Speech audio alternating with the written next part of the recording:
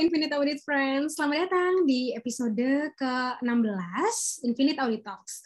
Dan di episode kali ini cukup spesial karena kita nggak bakalan ngomongin tentang updated issues in risk management atau mungkin in governance or maybe in internal control things.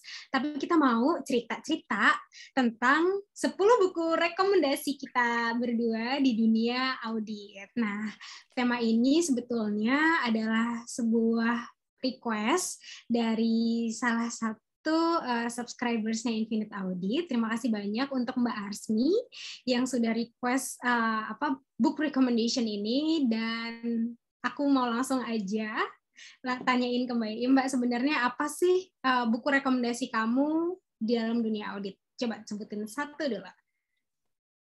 Oke, terima kasih Bunga, dan halo semuanya Infinite Friends. Kita kembali dengan tema sesuai yang tadi disebutin Bunga, yaitu tentang rekomendasi buku. Dan ini juga tema yang sangat menarik ya Bung, karena kita jadi harus mengingat-ingat kembali mana top 5 buku yang menurut kita bisa kita ceritakan, kita rekomendasikan ke teman-teman semua. Nah, kalau untuk saya, yang pertama banget saya akan mention satu buku yang udah juga disebutin beberapa kali gitu ya di Instagram Infinite Audit, yaitu IPPF, terbitan dari The Institute of Internal Auditors. Dan di sini saya mau ngomongin IPPF beserta dengan supplemental guides dan practice guide-nya gitu. Jadi satu rangkaian lengkap dari IPPF gitu ya, termasuk teman-temannya tadi, adalah buku yang selalu saya rekomendasikan ke teman atau siapapun gitu ya yang nanya ke saya, apa sih buku audit yang kamu rekomendasikan ke saya, khususnya kalau ingin menjadi seorang internal auditor gitu ya. Jadi ini adalah buku top one saya, top one. Jadi buku yang paling saya rekomendasikan, ya buku yang paling saya rekomendasikan banget kalau orang nggak sempat baca buku apapun, cuman mau baca satu buku, ya udah buku ini IPPF. IPPF ini sendiri sebenarnya kan framework gitu ya, framework yang dikeluarkan oleh the IAA, dan ini adalah framework yang paling diterima gitu di dunia global terkait dengan internal audit gitu. Di dalamnya kita akan lihat standar gitu ya, standar satu persatu dari mulai proses planning sampai proses pelaksanaan, terus komunikasi, dan bahkan sampai tindak lanjut dari audit itu sendiri. Dan kenapa saya sebut buku ini penting banget atau jadi buku yang paling saya rekomendasikan gitu ya, karena buku ini ngasih fondasi pemahaman ke saya gitu ya tentang internal audit yang menurut saya, oh ya ternyata bener, harusnya kayak gini, ini best practice-nya seperti ini gitu. Jadi kalau saya ketemu di mana-mana, ketemu teman-teman internal audit tuh kayaknya saya lebih pede gitu ketika saya udah baca buku ini, karena ketika kita ngomongin best practice gitu ya, kita ya merujuknya ke buku ini gitu, ke buku merah ini sebutannya. Jadi kalau kita misalnya nyebutin proses apa ya yang contoh yang unik, proses komunikasi, ternyata di situ sampai detail disebutkan kalau komunikasi kita ada yang salah, kita harus bagaimana gitu ya. Termasuk roles dari peran-peran yang ada di dalamnya itu disebutin gitu. Chief audit eksekutif tuh ngapain aja, terus bagaimana dia berinteraksi dengan pihak-pihak di sekelilingnya gitu. Itu disebutin, dan menurut saya itu penting banget memberikan fondasi ke kita sebagai internal auditor, bagaimana gitu loh kita dalam melaksanakan tugas audit dengan berpacuan atau mengacu pada best practice yang ada di dunia ini gitu. Jadi kayak as a globally accepted framework, ini adalah buku yang paling saya rekomendasikan untuk dibaca oleh teman-teman.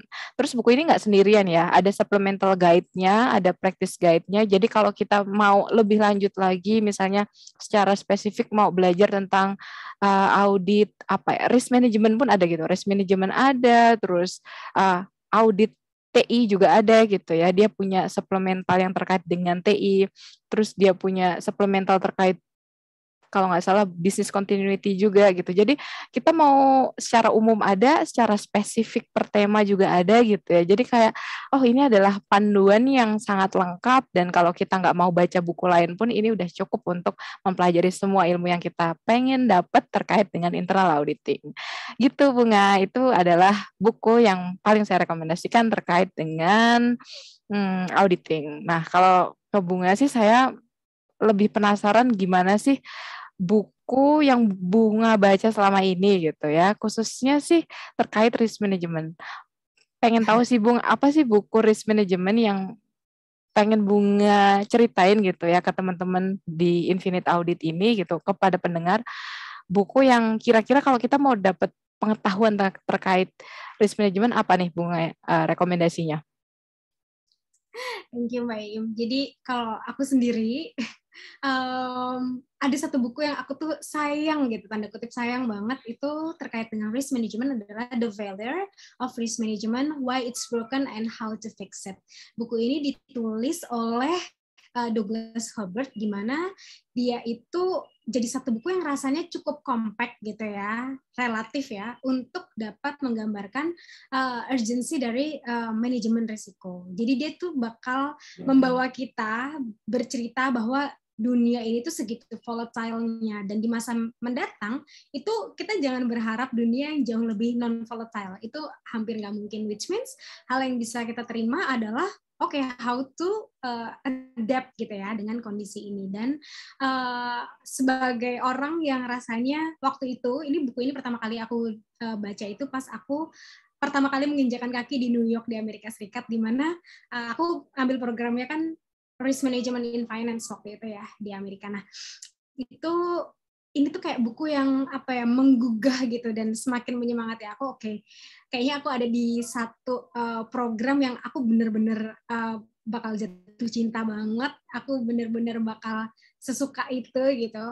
Buku ini tuh juga menarik banget karena dia kayak coba gambarin bagaimana sih sebetulnya decision makers di setiap organisasi, entah itu sektor private maupun public sector, itu dia tuh seperlu itu dan se-urgent itu untuk bisa rely on risk management and kind of analysis methods yang kemudian bisa untuk dijadikan kausalitas gitu antar faktornya, dicoba untuk cari koefisien per masing-masing faktor, mana sih sebenarnya faktor yang paling signifikan dan tidak secara kuantitatif. Dan itu tuh buat aku yang mungkin orangnya juga cukup kuantitatif gitu ya, itu masuk akal banget gitu. Jadi ini tuh kayak satu buku yang menurutku bisa menggugah banget sih tentang 101-nya risk management world gitu. Dan ini juga disajikan dengan bahasa yang menurutku cukup ringan dan cukup mengalir gitu, sehingga pas kita baca tuh kayaknya aku tuh kayak baca novel gitu, jadi kayak pengen lanjut ke chapter selanjutnya. Jadi aku mau bilang kalau The Failure of Risk Management, Why It's Broken and How to Fix It-nya Douglas Hubbard ini jadi kayak salah satu buku yang sampai sekarang masih jadi top list kesayanganku di book recommendation. So ada kesamaan aku sama Mbak Im ini, S1-nya sama-sama akuntansi. Aku S1 di Gajah Mada, program akuntansi. Mbak Im D3 di STAN, dan D4-nya juga programnya akuntansi ya Mbak ya. Nah, jadi sebagai anak akuntansi, geng akuntansi, rasanya nggak afdol kalau aku belum nanya tentang book recommendation in accounting. Nah, Mbak Im, what's basically your recommendation book dalam dunia akuntansi? Wow, thank you Bunga pertanyaannya. Nah, ini menarik banget nih. Jadi ini seperti menarik mundur saya ke masa-masa kuliah gitu ya. Jadi saya ingat banget waktu kuliah itu, kalau di STAN itu kami ada buku-buku yang sudah ditentukan untuk dipakai gitu. Dan biasanya itu dipinjami sama perpustakaan. Jadi itu enaknya jadi anak STAN adalah kita tuh nggak beli buku gitu loh, Bung. Mungkin tahu juga kampus STAN kali ya, kalau anak-anak ini nggak bisa beli buku semahal itu gitu, karena buku yang direkomendasikan adalah buku-buku luar negeri gitu ya, yang mana kalau kita beli aslinya tuh sekitar saya ingat waktu itu saya sempat nyari tahu itu 700 ribuan gitu, dan itu nggak mungkin banget waktu itu saya gitu ya beli satu buku gitu, karena mata kuliahnya juga banyak gitu. Nah, saya ingat banget dibagi buku sama perpus gitu ya. Untuk tingkat satunya kami ada buku Principal Accounting, terus tingkat 2-nya ada Intermediate Accounting, dan tingkat 3-nya kita ada Advanced Accounting. Di situ penulisnya yang pertama, Principal Accounting itu ada, kalau zaman saya ingat namanya tuh Warren Reef. Tapi sekarang kalau anak-anak sekarang belajarnya karena kita udah pakai IFRS ya, pasti udah ganti ke bukunya Weigan dan teman-teman gitu ya. Terus untuk intermediate-nya saya pakai bukunya Kieso dan kawan-kawan. Terus untuk advanced accounting-nya kalau saya nggak salah ingat gitu ya, itu oleh BIMS dan kawan-kawan. Intinya adalah ketiga buku itu tuh buku yang tebel banget itu, Bung. Tapi itu waktu dulu kuliah, karena saya juga nggak tahu saya mau jadi apa gitu ya. Kan kita kalau di stan tuh kita nggak tahu kita mau jadi apa, nunggu pengumuman penempatan. Yang artinya ya udah nanti takdir akan membawa kita kemana. Jadi kita akan mempelajari segalanya secara serius gitu. Maksudnya entah saya mau jadi auditor, entah saya nanti akan jadi kerja di pajak misalnya, entah saya akan kerja di perbendaharaan. Intinya adalah pelajaran akuntansi akan saya take seriously gitu. Saya akan anggap itu sebagai pelajaran yang penting banget buat saya gitu. Dan waktu itu emang itu selalu jadi sentral mata kuliah kita tuh didominasi oleh akuntansi gitu kan. Terus kenapa saya mau merekomendasikan ketiga buku ini? Karena buku ini ketiga-tiganya gitu ya, itu benar-benar ngasih fondasi pengetahuan saya dari mulai fondasi sampai advance ya. Jadi kayak saya dapat pengetahuan yang lengkap banget terkait akuntansi, dan saya merasa setelah belajar akuntansi segitu banyak, ini adalah model yang lumayan banget kalau saya mau jadi financial auditor gitu. Dan saya waktu itu ketika dibilang penempatannya ke Itjen, ke instansi pengawasan internalnya Kemenkyu, saya kepikir bahwa oh iya ya, saya udah punya ilmu accounting yang lumayan memadai untuk melakukan financial audit. Meskipun saya terus akhirnya pindah jalur ya, saya bukan pindah jalur, saya malah memang dari awal mengambil jalur lain gitu ke dunia IT. Tapi kalau teman-teman punya aspirasi untuk menjadi auditor keuangan gitu ya, ketiga buku akuntansi ini tentu adalah modal yang sangat pas untuk kalian punya fondasi berpikir yang baik terkait akuntansi. Itu yang saya rasakan ketika membaca tiga buku ini. Dan tiga buku ini tebel ya, lumayan tebel gitu. Tapi kalau kita telaten baca satu-satu gitu, itu kerangka berpikirnya tuh pas gitu ya. Karena kan di akuntansi itu banyak prinsip, banyak konsep, banyak teori gitu. Yang artinya kalau kita memahami dengan serius, insya Allah itu akan jadi modal kita untuk jadi seorang auditor yang baik juga gitu ya. Kita punya pemahaman kriteria, pemahaman best practice yang pas gitu. Oke, gitu deh menurut saya terkait akuntansi. Dan saya pikir kalau akuntansi mungkin Bunga kita juga mirip-mirip kali ya secara buku-buku yang dipakai gitu, dari mulai tadi prinsipal sampai advance. Jadi biar nggak ngulang lagi kita bahas akuntansi, saya akan nanyain yang lain aja gitu. Nah, saya mau nanya lagi nih Bung, kalau buku lain, tadi kan kita udah nyebutin ya terkait risk management tuh ada buku yang sangat menggugah gitu. Nah, Bunga kalau orang udah selesai baca buku itu gitu, terus Bunga masih ada nggak buku yang pengen Bunga sampaikan, tolong dong baca ini gitu. Ini juga buku yang menarik gitu. Jadi kayak buku kesayangan Bunga lainnya tuh apa gitu. Ya, buku kesayangan lainnya adalah ini mungkin jadi kayak apa ya, buku pegangan perkuliahan juga pada saat itu, tapi yang rasanya bisa bikin kita tuh jatuh cinta sama kayak kita baca novel. Jadi buku kuliahan rasa buku yang sifatnya entertainment gitu. Nah, judul bukunya adalah The Book of Why, The New Science of Cause and Effect. Jadi ini ditulis oleh Judea Pearl dan juga Dana McKenzie. Ada satu quotes yang menarik banget di buku ini, itu correlation does not imply causation. Ini tuh kayak apa ya?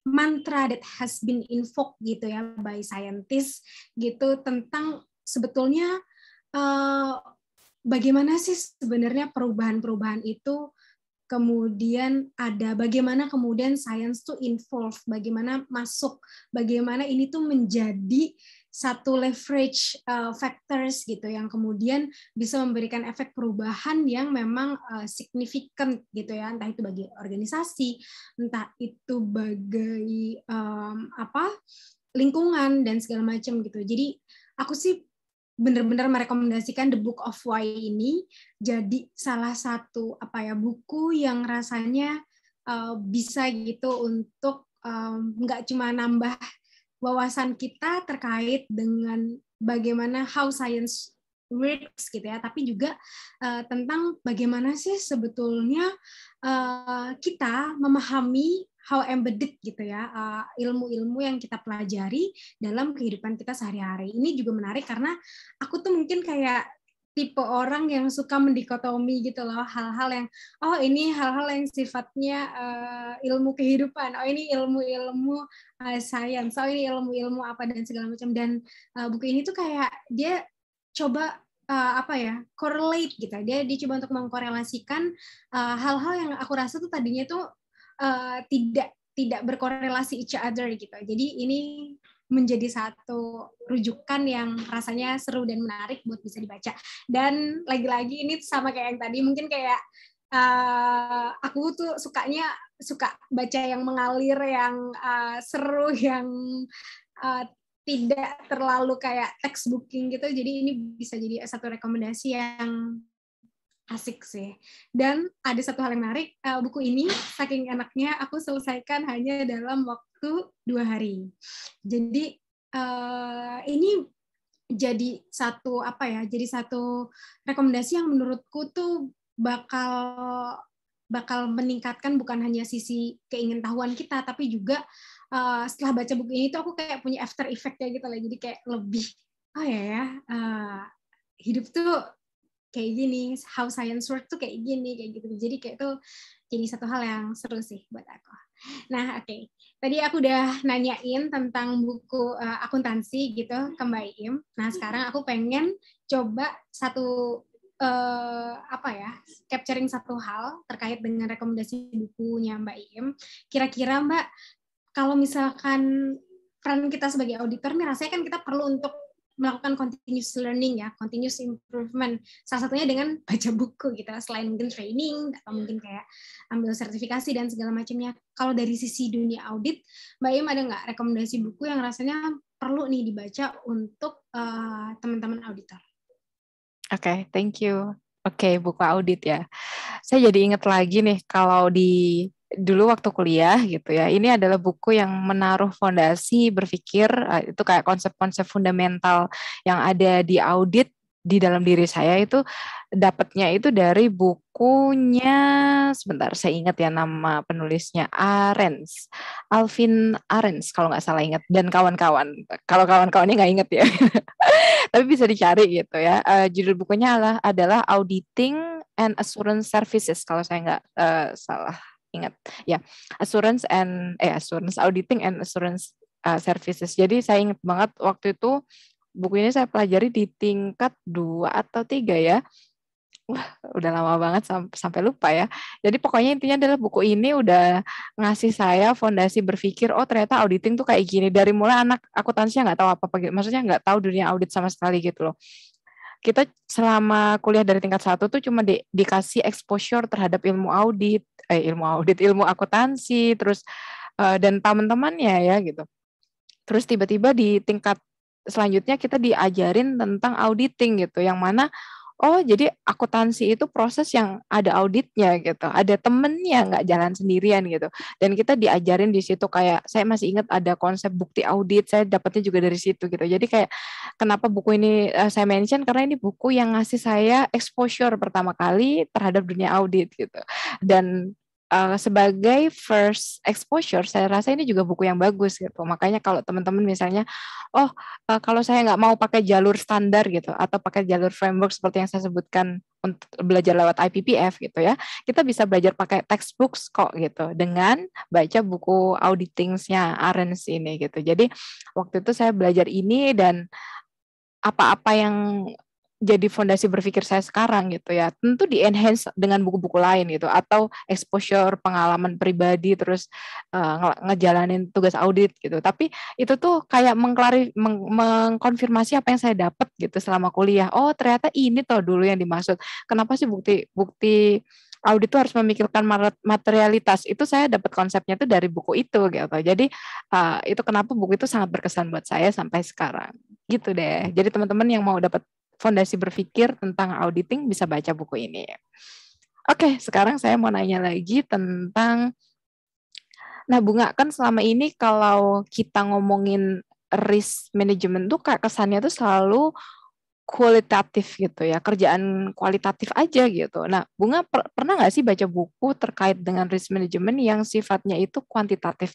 Kalau ada gitu, boleh diceritain nggak buku ini seperti apa? Sure, thank you Mbak Im. Ya, jadi justru terbalik ya. The real risk management yang aku pelajari itu justru kayak much more quantitative. Itu facts-nya. Walaupun mungkin kayak in reality gitu, maksudnya kayak aku pun saat ini di unitku kita masih kayak lebih banyak menggunakan pendekatan kualitatif. Ada hal yang menarik dulu pada saat aku kuliah. Jadi program risk manajemenku itu tuh kayak aku melihatnya kayak agak-agak bukan hanya sekedar kuantitatif ya, tapi juga kayak even semi data analytics gitu, semi pengolahan yang rasanya pengolahan dataset yang rasanya tuh cukup jauh dan agak tidak bisa dikatakan kualitatif gitu. Nah, aku punya satu rekomendasi buku nih Mbak, yang insya Allah meskipun teman-teman tidak lahir atau tidak datang dari background yang sifatnya matematik gitu, atau mungkin statistik, atau mungkin economics, itu bakal cukup mudah untuk ngikutinnya. Judul bukunya adalah Risk Analysis, A Quantitative Guide. Ini ditulis oleh David Fossey. Jadi kayak dia tuh cerita bagaimana, jadi dia ada kayak fundamentals, beberapa chapter tuh dia cerita tentang fundamentalsnya, lalu kemudian ada filosofinya juga, terus dia juga cerita tentang urgensinya gitu ya, quantitative guide di dalam hal risk management ini. Dan yang serunya adalah dia tuh kayak nyediain step by step yang kayaknya tuh relatif gampang gitu untuk bisa diikuti, kayak sesederhana membangun model-model Monte Carlo gitu ya kalau dalam dunia quantitative risk analysis gitu. Kayaknya kan kita familiar gitu dengan hal-hal yang kayak gitu, atau mungkin kayak dia juga ngejelasin nyerempet-nyerempet tentang Basel gitu ya, quantitative risk management yang banyak digunakan di dunia-dunia keuangan, entah itu hal-hal atau industri seperti banking atau bahkan fintech dan segala macam, itu dijelaskan dengan menurutku terstruktur dan dengan bahasa yang relatif mudah juga untuk dipahami even untuk pemula. So buat teman-teman yang kayak pengen belajar tentang modeling statistiknya risk management, financial risk management gitu khususnya, ini satu emas book yang perlu untuk bisa dicari atau diburu paling awal nih, Risk Analysis, A Quantitative Guide-nya David Fossey. Setauku ini sekarang udah ada 2 edisi, jadi teman-teman bisa kayak ambil the latest edition-nya buat bisa tahu gitu ya updated issues in quantitative risk analysis. Jadi itu rekomendasiku. Nah, untuk selanjutnya aku pengen tahu dalam dunia IT audit, Mbak Im ada nggak rekomendasi buku untuk mereka yang pengen mempelajari dunia IT audit? Oke, thank you. Akhirnya sampai juga ke IT audit. Oke, kalau ditanya nih, Im pengen belajar IT audit, kita bisa baca buku apa aja sih? Saya punya 2 rekomendasi buku gitu ya. Tapi saya sebutin dulu satu mungkin. Yang pertama banget saya mau bilang baca CISA Manual Review yang diterbitkan oleh ISACA gitu. Kenapa sih? Emangnya kita mau ujian CISA? Enggak. Walaupun kita enggak ada tujuan untuk ujian Certified Information System Auditors, please baca buku ini. Ini tuh buku yang ngasih banget pengetahuan tentang IT audit dan lengkap banget. Saya mau meng-highlight kelengkapannya gitu ya. Jadi kayak mulai dari end to end, terus area apa aja tuh di cover gitu ya, karena memang dia punya concern untuk menjadikan IT auditornya tuh kayak lengkap pengetahuannya gitu. Dan benar ketika kita baca gitu ya, jadi kita tahu meskipun itu bukan area yang mungkin jadi spesialisasi kita nanti ketika kita jadi IT auditor, tapi kita tetap punya exposure terhadap yang lain, yang artinya kita jadi enggak mati gaya ketika diajak ngobrol topik itu gitu. Kita sebagai IT auditor jadinya lengkap pengetahuannya, punya macam-macam gitu ya, punya pengetahuan mulai dari kayak infrastruktur, arsitektur, aplikasi, sampai business continuity juga dipelajari gitu ya dari sisi IT-nya. Dan itu menurut saya bagus banget gitu kalau kita kok sampai punya pengetahuan yang sebegitu komprehensif dan luas gitu ya, dan holistik juga gitu. Jadi ini adalah buku yang saya rekomendasikan sekalipun tidak berniat untuk ambil sertifikasinya, baca aja gitu. Dan ini tuh lumayan enak dibaca bukunya, lumayan nggak menuntut kita udah ada di level tertentu untuk bisa baca bukunya gitu. Jadi kayak buku yang kalaupun kita masih pemula banget di dunia IT audit, kita bisa banget baca buku ini. Dan waktu saya baca, saya ngerasa abis itu selesai baca, saya ngerasa kayak oh iya ya naik juga pengetahuan saya gitu. Kayak merasa lebih pinter gitu ya. Padahal merasa doang. Tapi saya merasa lebih ngerti gitu tentang IT audit gitu. Jadi dan itu memberikan kepercayaan diri lebih ke saya gitu ya. Ketika berhadapan dengan auditi, mau dia ngajak ngomong apa aja gitu ya. Karena mungkin auditi kita kan backgroundnya IT juga gitu ya. Jadi dia mau ngobrol apa aja, ayo gitu.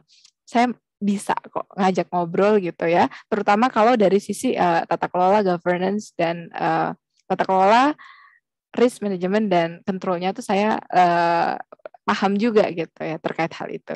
Jadi itu buku yang saya rekomendasikan sekalipun kita nggak ada niat untuk ngambil sertifikasinya. Oke, sekarang saya nggak adil rasanya kalau yang bernostalgia ke masa kuliah cuma saya doang. Jadi saya mau nanya, tadi kan kita udah nyebutin buku-buku yang Bunga pelajari di waktu S2 gitu. Tapi mau tahu sih Bunga waktu S1 gitu, ada nggak sih buku yang mengesankan buat Bunga gitu ya.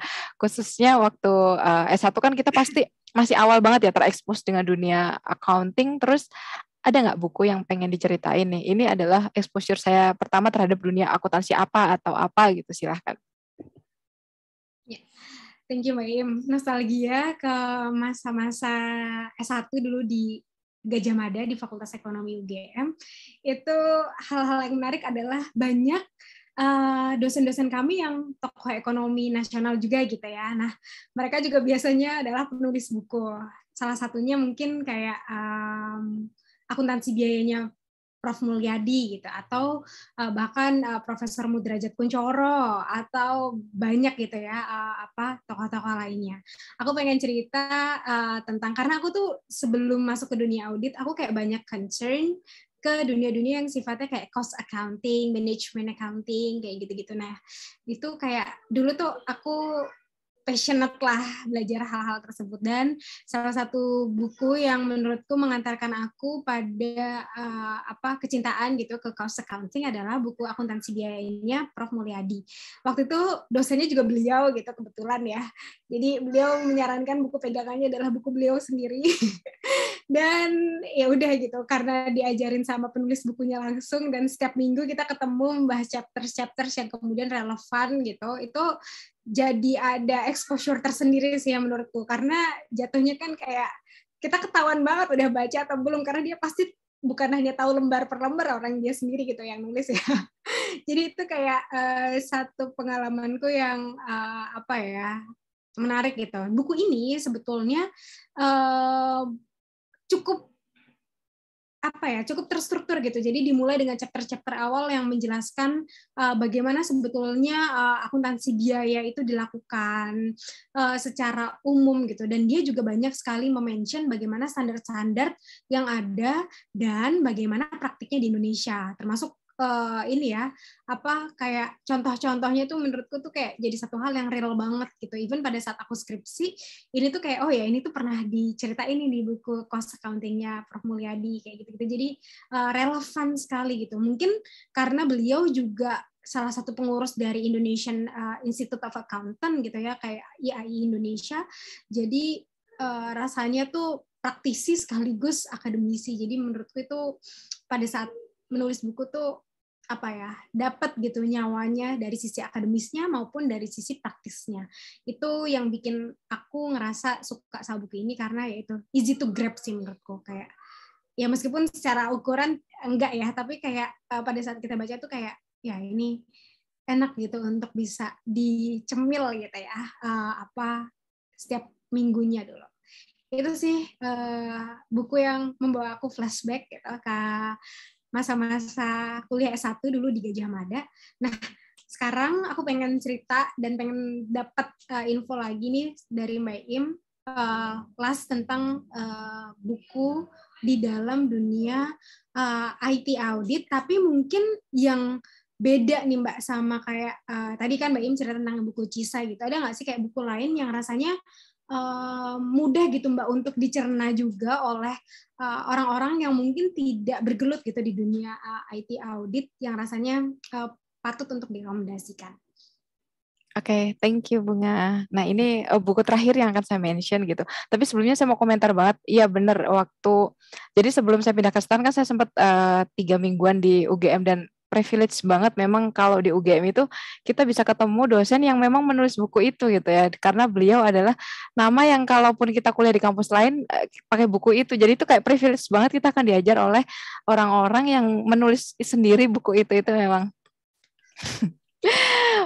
Hebat banget orang-orang itu. Oke, lanjut saya akan mention buku kelima dan mungkin buku terakhir ya, karena kita akan bahas hanya 5 buku hari ini. Tentu ada banyak buku yang tidak bisa di-mention, tapi bukan berarti buku-buku ini nggak penting. Ini hanya soal prioritas yang harus saya ceritakan cuma 5 gitu ya. Dan buku terakhir ini adalah buku yang ditulis oleh Chris David berjudul IT Auditing Using Controls to Protect Information Asset. Jadi buku ini adalah buku yang pertama kali saya baca ketika saya dibilang oke, kamu bakal masuk bagian IT audit gitu ya. Terus saya langsung, saya nggak tahu apa-apa nih. Saya tahu IT waktu itu karena memang sudah kerja di bagian IT, tapi kan untuk ngelihat dari sisi auditingnya tentu beda ya. Jadi waktu itu saya langsung ke perpus. Buku ini saya pinjam di perpustakaan Kementerian Keuangan gitu ya. Terus saya baca dan buku ini terkesan karena ya selain karena buku pertama yang saya baca juga ternyata enak gitu. Itu mengantarkan saya dari orang yang tidak tahu IT audit gitu ya. Jadi gampang dicerna juga ternyata bukunya gitu, dan bukunya juga ngasih saya gambaran bagaimana kita bisa memaksimalkan value dari fungsi IT audit sendiri gitu. Jadi kayak bagaimana kita jadi IT audit yang benar-benar bermanfaat buat organisasi itu kayak dikasih tahu di buku itu, dan itu masih terkesan sampai sekarang saya gitu ya, dan ada step by step-nya gitu sampai bagaimana sih kita mau mengimplementasikan program IT audit di level enterprise gitu yang bisa benar-benar mendukung organisasi gitu, dan itu kepikir sih bagaimana dia membalancekan ini IT sebagai IT gitu ya, tapi juga melihatnya sebagai bagian dari organisasi gitu. Itu ngasih saya gambaran oh ya ternyata IT ini ngelihat audit IT itu nggak bisa sebagai ngelihat IT aja gitu, tapi sebagai ini adalah enablernya organisasi, ini adalah hal yang bagaimana dia bisa ngedukung objektif dari organisasi itu sendiri. Jadi itu yang bikin saya terkesan banget sama buku ini. Gitu deh. Dan ini adalah buku terakhir gitu ya. Maaf untuk buku-buku yang tidak bisa disebutkan, tapi pada saya tertarik sama buku-buku itu. Oke, dan terakhir saya juga mau menarik Bunga lagi ke nostalgia gitu ya, karena nggak adil bernostalgianya cuma satu buku gitu. Ada nggak Bunga waktu kuliah satu buku lagi gitu, buku terakhir gitu ya, nostalgia terakhir di hari ini tentang saya mau tahu tentang apa ya, tentang kan kita udah nerapin kalau saya sih sempat ngalami transisi gitu dari GAAP ke IFRS gitu ya. Nah, kalau Bunga sendiri ngalaminnya dulu gimana? Pakai pendekatan apa waktu belajar accounting? Ya, thank you Mbak Im. Benar sih, ini satu buku yang membawa flashback lagi ya. Lagi-lagi ke masa-masa kuliah S1. Jadi buat teman-teman generasi 90-an gitu, anak-anak 90-an yang ngambil jurusan akuntansi gitu, kuliah di Fakultas Ekonomi, pasti terasa banget bahwa kita adalah generasi-generasi peralihan ya. Jadi pada saat masa-masa konvergensi antara US GAAP menuju ke IFRS itu tuh kayak pas kita lagi tengah-tengahnya belajar akuntansi gitu. Jadi kayak bagaimana ini kita menyesuaikannya. So, ada satu buku yang menurutku perlu banget dan kayaknya wajib ya dibaca oleh teman-teman yang kayak pengen mempelajari IFRS in accounting gitu ya, dengan lebih smooth. Apalagi buat mereka yang kemudian pemahaman dasar tentang akuntansinya itu warnanya adalah warna-warna US GAAP. Ini apa ya? Jadi satu hal yang menarik karena penyampaiannya itu mudah sekali untuk dipahami, dan bahkan karena buku ini juga diterbitkannya, menariknya adalah di masa-masa konvergensi itu, maka buku ini tuh kayak paham gitu rasanya psikologis pembaca, bagaimana kemudian membalik atau mencoba untuk menselaraskan gitu ya pola pikir kita sebagai akuntan tanda kutip yang memang sudah terwarnai dengan US GAAP menuju ke International Financial Reporting Standard atau IFRS gitu. Nah, di buku ini kita bakal belajar tentang bagaimana sih ya, pasti ya, tentang pembuatan financial statement berstandar IFRS, lalu kemudian bagaimana step-stepsnya, dan menariknya adalah ini tuh kayak dilengkapi sama literatur otoritatif konsep dasar dan pojok-pojok konvergensi untuk mengasah kemampuan kita. Jadi kayak ada part-part kecil gitu yang kayak jadi catatan pinggir gitu tentang kayak apa sih bedanya, apa yang kemudian jadi key points gitu, tuh membantu banget sih menurutku pada saat itu gitu ya. Dan ada satu hal yang menarik, jadi di buku ini tuh ada kayak lembaran yang transparan gitu. Jadi pada saat kita buka lembarannya itu tuh kayak dia ada angkanya, kalau kita baikin lagi tuh dia kayak kosong, jadi kayak kita bisa sekalian latihan, so itu jadi satu hal yang menarik lagi. Nah, bukunya judulnya adalah International Financial Reporting Standards for Intermediate Accounting. Ini tuh series gitu ya, tadi juga kayak udah sempat disebutin, dibuat oleh Pak Kiso, Donald Kiso. Ini kayak nggak ada anak akuntansi yang nggak kenal sama Kiso kayaknya ya. Kiso, Weijen, dan juga Warfield. Ini kayaknya 3 serangkai dalam dunia akuntansi keuangan yang kelihatannya tuh jadi kayak bapaknya financial accounting gitu. Jadi ya, inilah buku dari Pak Kiso yang rasanya jadi closing di episode kali ini, Infinite Audit Talks.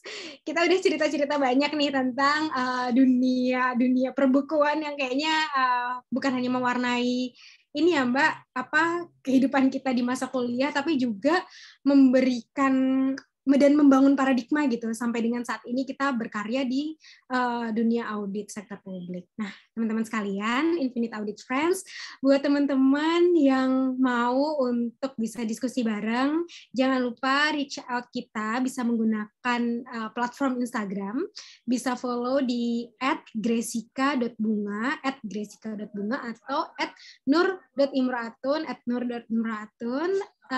atau bisa juga reach out ke LinkedIn kita di Gresika Bunga Silvana atau di Nur Imraatun Solihat.